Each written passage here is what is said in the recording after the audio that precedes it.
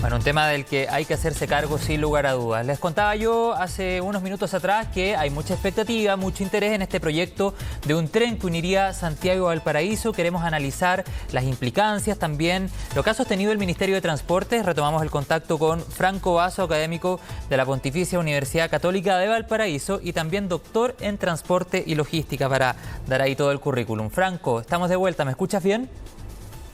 Ahora sí, yo lo escucho perfecto. Buenos días, gracias por la invitación. Buen día, Franco, muchas gracias por estar con nosotros. Bueno, te preguntaba hace unos minutos atrás qué tan difícil es llevar adelante un proyecto como este, porque ese apelativo precisamente es el que había utilizado el Ministerio de Transporte, generando un montón de reacciones.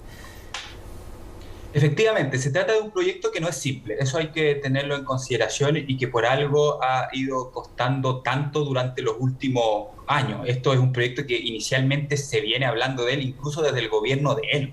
Y por lo tanto, efectivamente hay una serie de factores que hacen que el proyecto tenga ciertas complejidades. Ahora bien, la situación en la que estamos ahora es probablemente la situación más favorable en la historia de este proyecto, esencialmente porque tenemos una cantidad de viajes entre Santiago y Valparaíso que hacen cada vez más atractivo desde un punto de vista de los pasajeros, pero también desde un punto de vista de la carga, Claro. que se puedan cumplir los criterios de rentabilidad económica.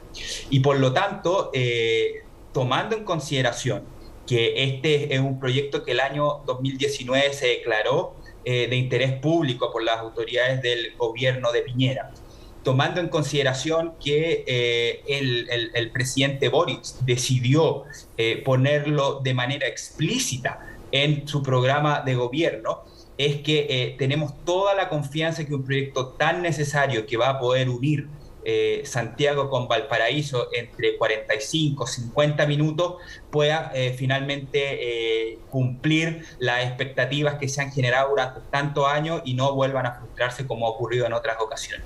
Claro, o sea, ¿qué duda cabe que lo que decías tú, Franco, las carreteras están colapsadas, urge tener otras alternativas? Por otro lado, todo lo relacionado a la carga, pensando en que Valparaíso es una ciudad-puerto. Bueno, también sé que hay un proyecto que busca crear un tren de carga hacia San Antonio y a toda la remodelación que se quiere hacer en ese puerto. Pero vamos en concreto a esta iniciativa, esta conexión eventual entre Santiago y Valparaíso. ¿Qué es lo que lo hace más difícil? ¿Es la geografía, por ejemplo? ¿Son estas pendientes muy pronunciadas para entrar, por ejemplo, a ciudades como Valparaíso o a ciudades como Viña del Mar? ¿Es ahí donde está la mayor complicación para poder desarrollar este proyecto o es ahí donde radica la situación que podría significar que sea un proyecto muy caro de realizar?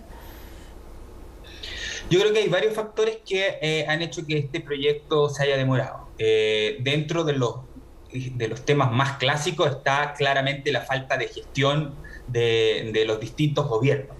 Este es un proyecto que, más allá de la importante necesidad y de las ganas que les puedan poner las autoridades, va a requerir un nivel altísimo de gestión. Es decir, que va a haber que aunar distintas voluntades, encontrar recursos, encontrar la mejor manera. Lo puede construir EFE, puede hacerse a través de la ley de concesiones u otras políticas públicas. Eso por un lado. Yo creo que el Estado chileno en materia de desarrollo de infraestructura, particularmente en desarrollo ferroviario, le falta mucho en términos de gestión.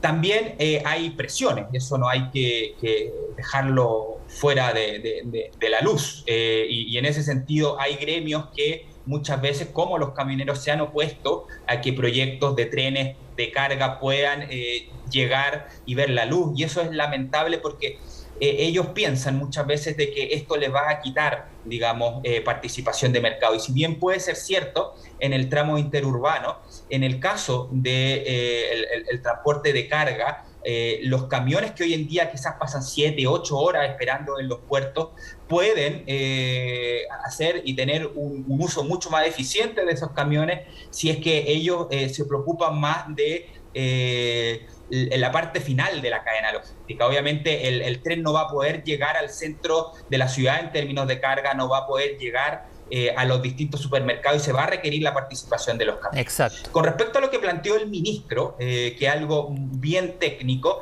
que tiene que ver con la pendiente que existe desde los sectores más altos, ahí cuando comienza la bajada de Santos Osa, efectivamente eso es algo que es cierto. Existe una pendiente en el cual los trenes, a diferencia, por ejemplo, de los camiones o de los vehículos particulares, no pueden superar. Y por lo tanto, un camión tiene esa ventaja. Un tren, por el peso, no puede superar ciertos niveles de pendiente. Pero existen maneras en las cuales la ingeniería ha ido resolviendo esto, como a través de bypass, como a través de túneles que permiten llegar a ciertas zonas específicas. Y si bien eso puede encarecer el proyecto, aquí justamente lo que uno espera de parte del ministro de Transporte, que fue el que puso estos temas sobre la palestra, es que más allá de presentar problemas, presente soluciones. Y yo me alegro sinceramente que haya clarificado sus dichos, porque inicialmente lo que dijo en el Mercurio de Valparaíso es que este era un proyecto que él veía muy difícil. Y lo que todo el mundo nos preguntábamos era, bueno, si lo veían tan difícil, ¿por qué no lo dijeron antes de la elección? Porque obviamente cuando uno hace una promesa, uno espera que se tengan todos los antecedentes para poder llevarla a cabo. Yo estoy muy feliz que el ministro Muñoz haya recapacitado, y acá esperemos que el ministro García, en conjunto con el ministro Muñoz y una serie de otros actores, como puede ser el ministro de Hacienda y el presidente Boris, por cierto, empujen con fuerza este proyecto. Claro, desde el Ministerio de Obras Públicas han dicho que se sigue avanzando en la etapa de estudio, pero me gustaría preguntarte ahora, Franco, sobre un tema que probablemente todas las personas que nos están viendo se lo preguntan o se lo cuestionan. En el caso de que esto se concrete, se construya, ya vámonos futurista totalmente a la práctica. Al momento de funcionar un tren Santiago-Valparaíso, por un tema de costo de la operación del tren, el pasaje debería ser bastante más caro, por ejemplo, al pasaje de un bus. Eso va a depender bastante de cuál sea el modelo de financiamiento de este tren. ¿Podría haber subsidio de por medio? Sí, podría haber subsidio estatal. Yo creo que eso es probable que tenga que ocurrir, pero también podría haber subsidio entre modos, y eso ocurre bastante en varios lugares del mundo. Es decir, la carga, si tú analizas hoy en día desde un punto de vista económico, la carga es muy, muy rentable desde un punto de vista privado, justamente por los beneficios que se generan en términos de la eficiencia logística. Y por lo tanto, si esto se plantea como un proyecto global en el cual se pueda tener carga de un buen nivel, hay que tener cuidado con eso. Hay veces que se ha hablado de esta como subsidio entre carga y transporte privado, por ejemplo, en el metro de Valparaíso.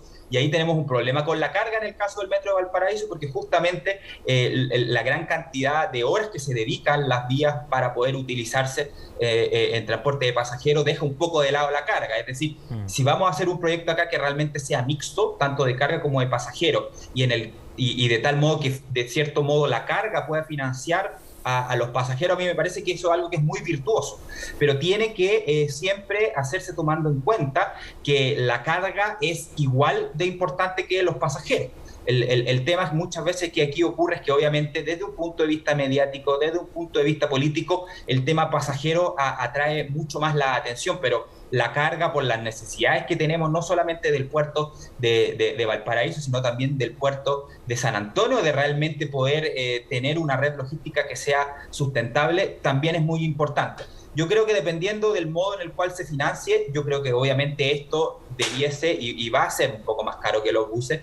Quizás podríamos estar hablando actualmente de valores de entre 7.000, 8.000, 9.000 pesos en un sentido. Y si bien pueden ser valores que sean un poco más caros, debiese tener una velocidad bastante más rápida que los buses. Como tú lo mencionabas muy bien anteriormente, la ruta 68 es una ruta que está muy congestionada, y no solamente los fines de semana largos, sino también los días normales. Nosotros estamos observando incluso en días normales hasta 3.600, 3.800 vehículos por hora sentido, y eso son valores que están muy cercanos a la capacidad, y particularmente en los lugares que son cercanos a la entrada de ciertos puntos neurálgicos, la entrada a Santiago, la entrada a Valparaíso, algunos puntos intermedios como Curacaví y Casablanca, son puntos en los cuales existe congestión, y que justamente este metro podría ayudar a